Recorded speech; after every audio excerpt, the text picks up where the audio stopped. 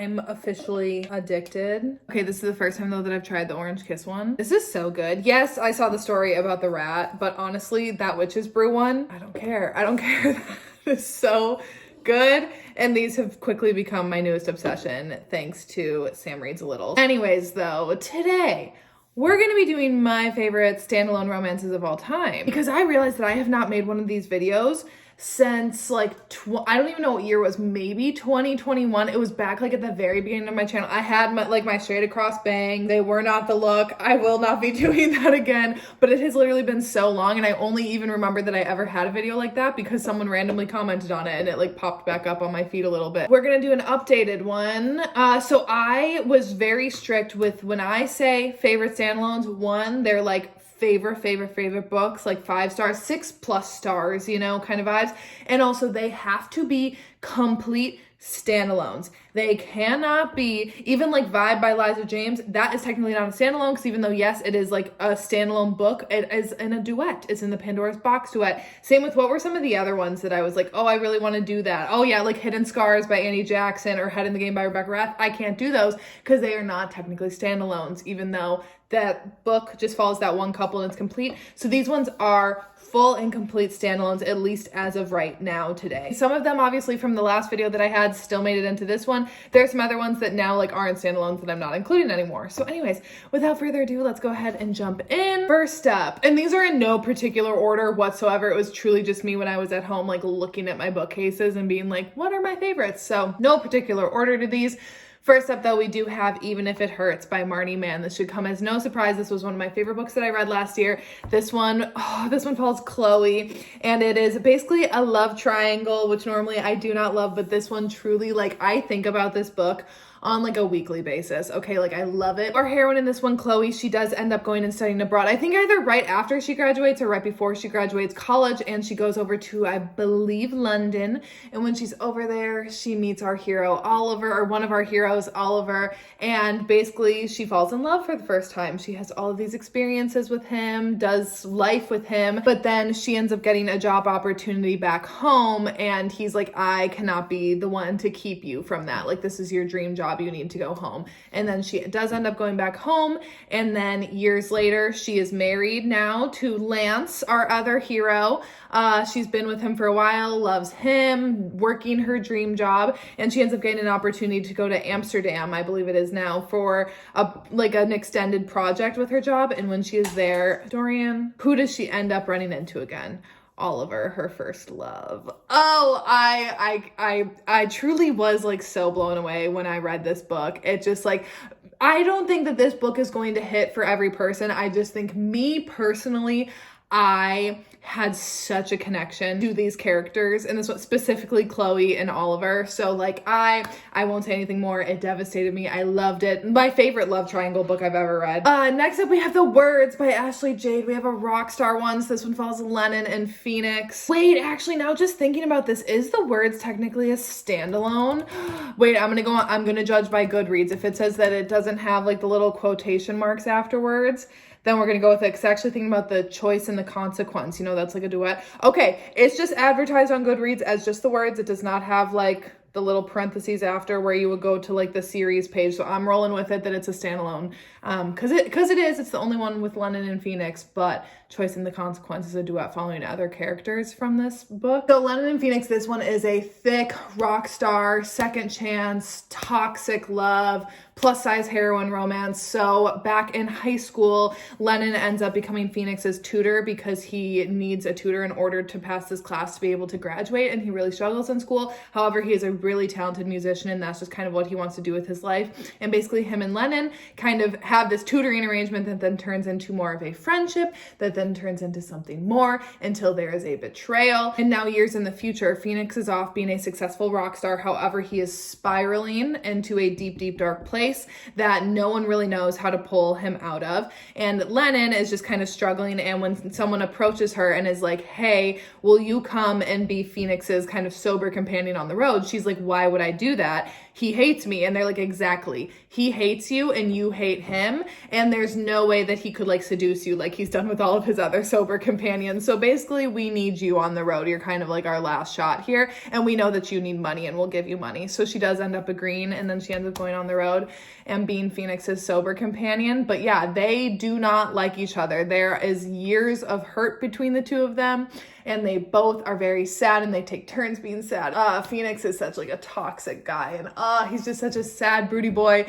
I love it. I love this book. I love Lennon's character. She does not get pushed around by Phoenix at all. I truly love everything about this book. It's so good. Which again, I mean, that goes without saying with all of these that I love them so much, if they're literally going on my favorite standalones of all time list. Next up, Always Been You by QB Tyler. We are not surprised, are we? We should not be surprised to see this book on this list because it is my favorite QB Tyler book of all time. This one follows James and Gabrielle. It's an age gap adopted siblings romance. Obviously no blood relation between them. Gabrielle was adopted when she was 2 by the Calloway family, and when she was growing up she was always close with her older brother James, who I think is 10 years older than her.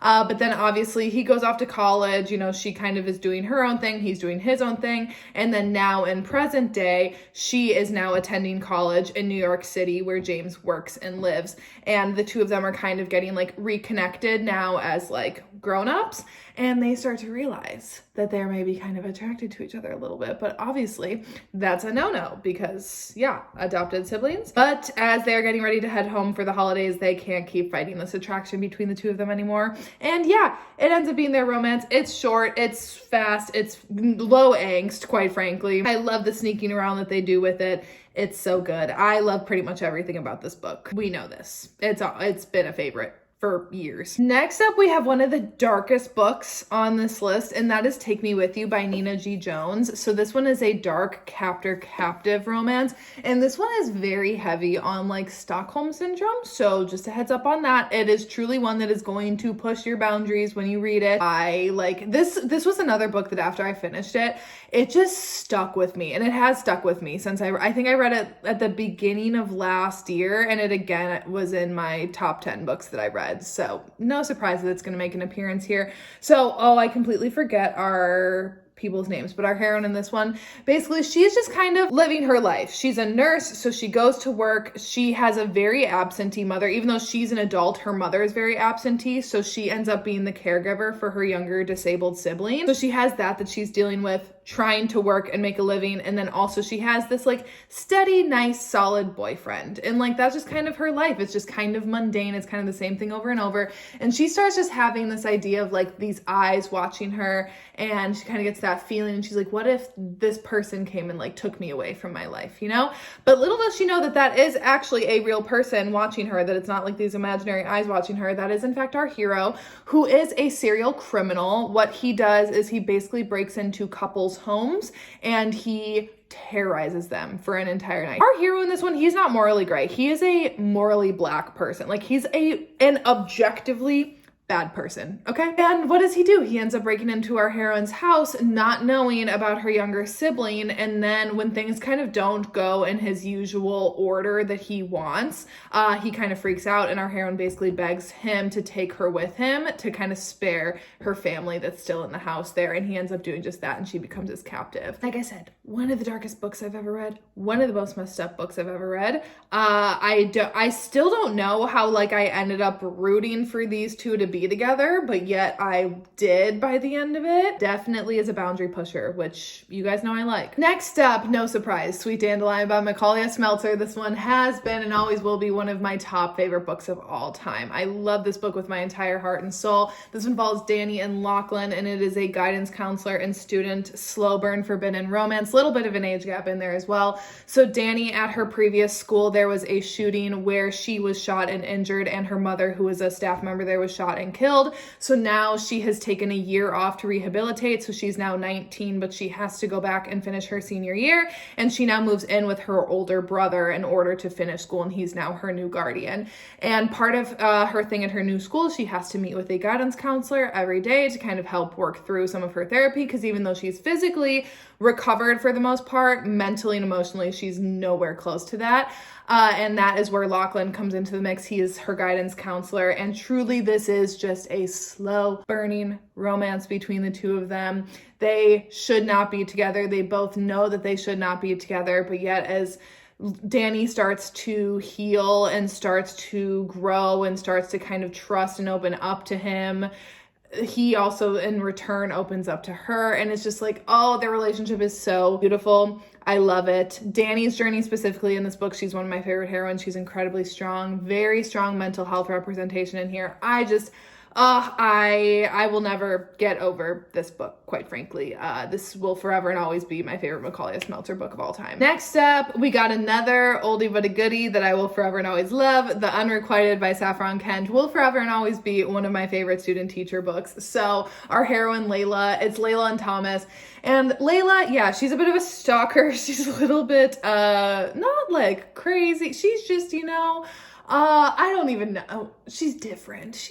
I think she first meets him. Granted, I need to do a reread on this one. I have not read it since 2020. For the beginning detail, I can't remember if she first meets him at the school store or if it's on a walk at night and she sees Thomas in a park. Whatever. At some point, Layla ends up seeing Thomas and just like instantly kind of becomes obsessed with him, and then realizes that he's a professor, obviously, on campus. And is she in his class? No. Does she walk into his classroom on the first day and join his class and sit down like she's supposed to be there? Absolutely. And Thomas is like, you're literally not in my class. Like, get out of here. And she's like, what do you mean? I want to take your course. And she just becomes obsessed with him and really doesn't leave him alone. And yeah, Thomas is kind of like, I don't know what to do about this girl.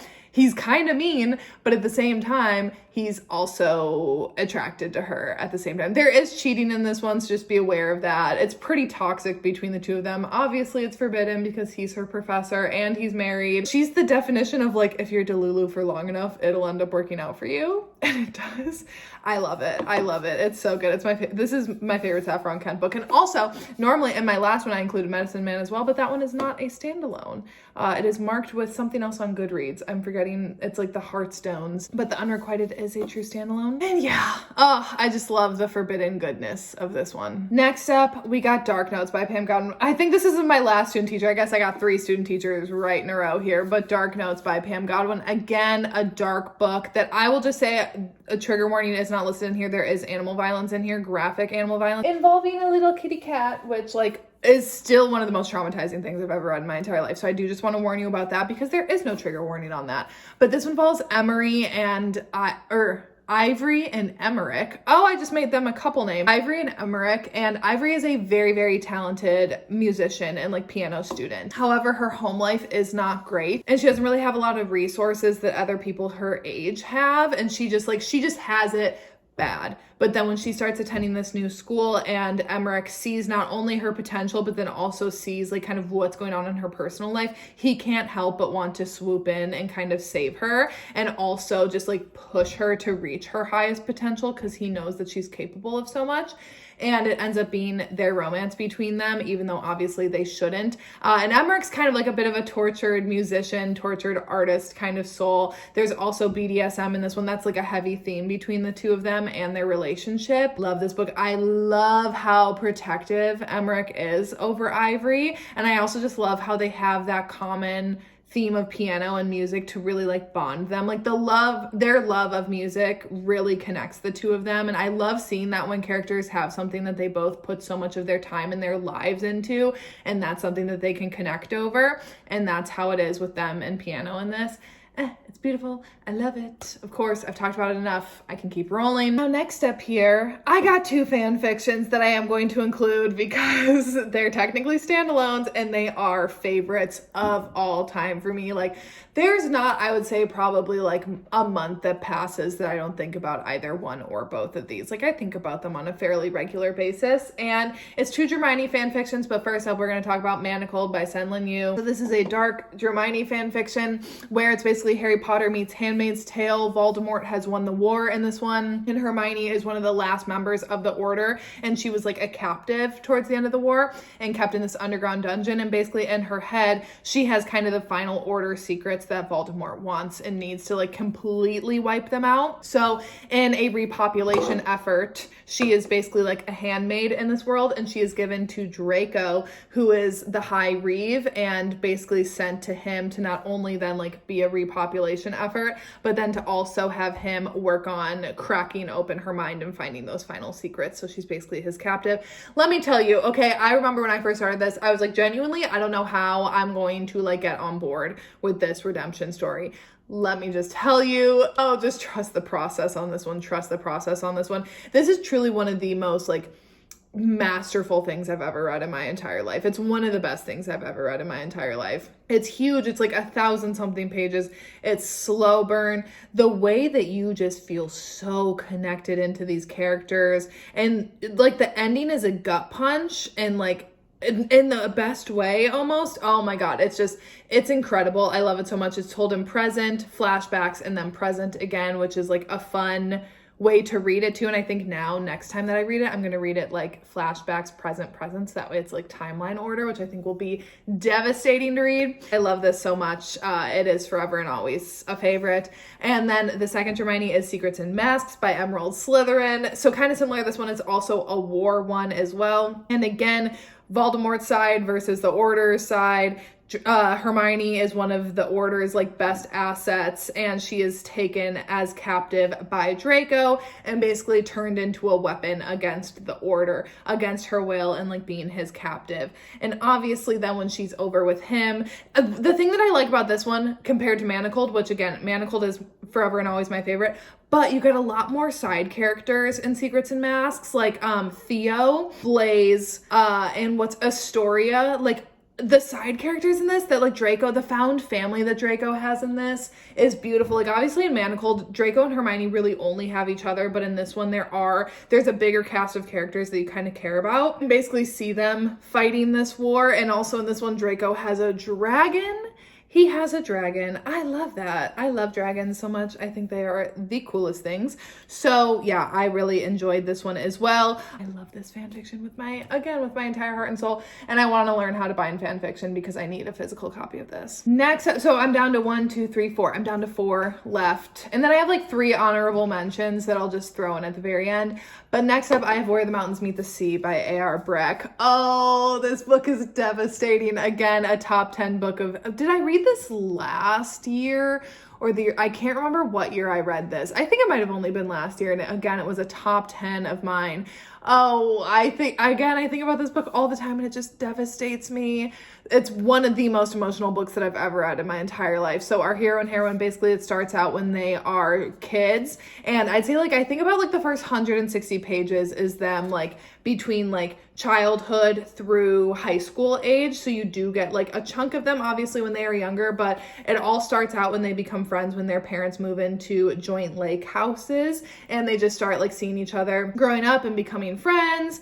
And then when they like get to be teenagers, they're kind of like each other's first loves and everything. And then as they're both getting ready to graduate, well, our hero is a year older, so he gets ready to graduate first, and then seeing how their dreams kind of take them in separate directions because our hero wants to be a musician and our heroine wants to be a ballerina and go to Juilliard. So like LA, New York, completely opposite sides, and they both want these dreams and they want these dreams for each other, and they love the things that they're passionate about and doing, but they also love each other and know that they can't really have both. And it's kind of like right person, wrong time almost thing, childhood friends to lovers, second chance, emotional. So yeah, so it starts out, you know, them together, then them being apart, coming back together. Oh, again with this one, just the individual journeys that both of these characters go on is devastating. It's devastating. And then when they finally make their way back to each other, I'm scared of honestly saying anything more because I'm scared of accidentally giving anything away. But it's beautiful.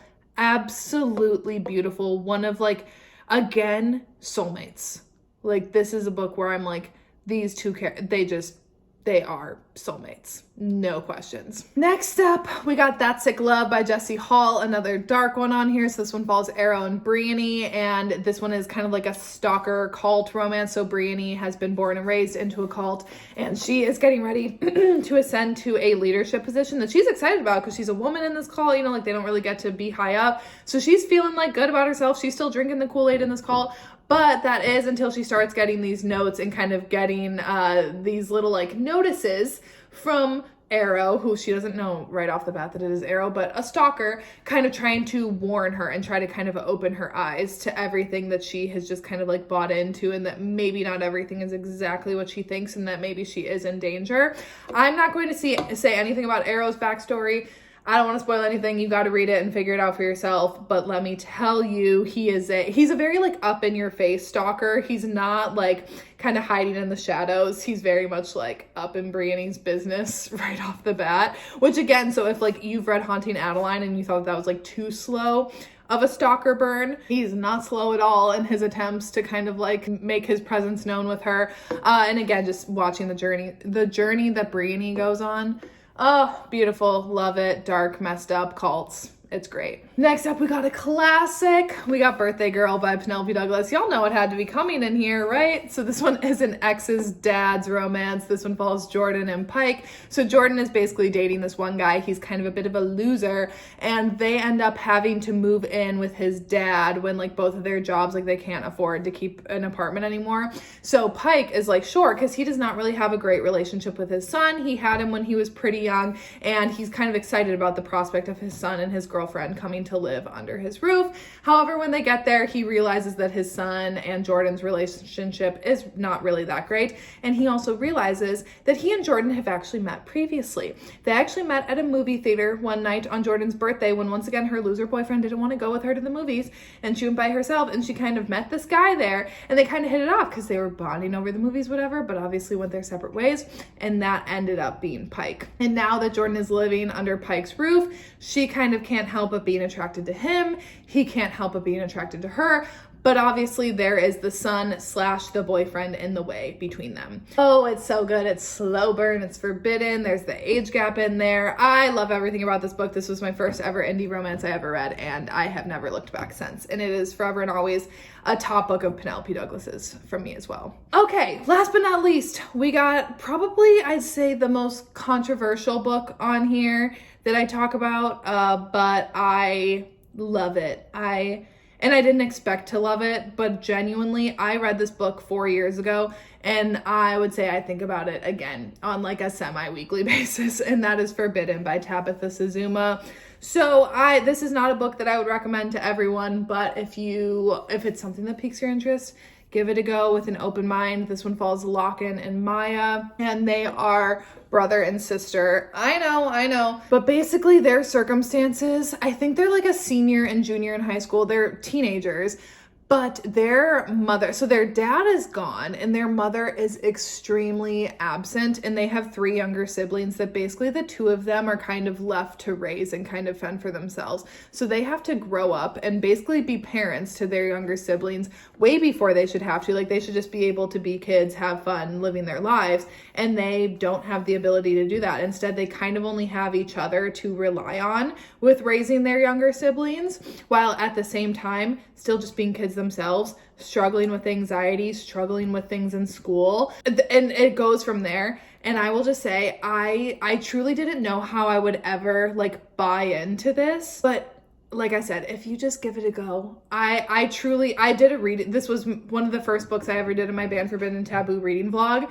I just cried like throughout this entire book at the end. Like it genuinely is devastating. And also it was just one of those ones where it had me questioning everything that I was kind of thinking as I was reading, because I was like, am I actually rooting? Like what? How am I actually understanding the connection between these two? I shouldn't be, but how has Tabitha Suzuma like written this in a way that I can't help but understand why these 2 characters would be drawn to each other? I love it, but like I said, it's not going to be for everyone. And then last 3 honorable mentions that I didn't end up including because they're not like, they aren't up there with all these other ones, but I do really, really love them. And that's Still Beating by Jennifer Hartman, Dark Sister's fiance, romance where they're both kidnapped together. My Life in Shambles by Karina Halley, kind of like just a very pure fake dating romance, but like not fake dating, like lighthearted. These two like genuinely, even from their first interaction at a bar when they meet, I was like, these two are soulmates.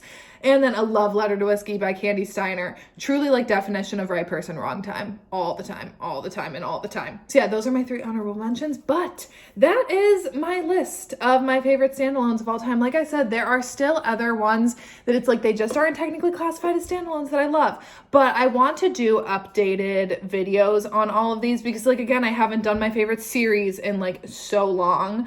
And then also I do want to do favorite duets because actually I have quite a few duets. And then I will probably also do like not standalones, but not series, because there are some that it's like I haven't read all the other books in the series, so I can't include them, but like I do love these books. So I think I'm going to do one of those videos as well, just over the upcoming probably like couple of months or so. But that is it for today's video. So this is going up on Friday. I don't know what's going up on Tuesday next week. I guess we'll just have to see. So anyways, that is it for today's video, and I will see you when I see ya.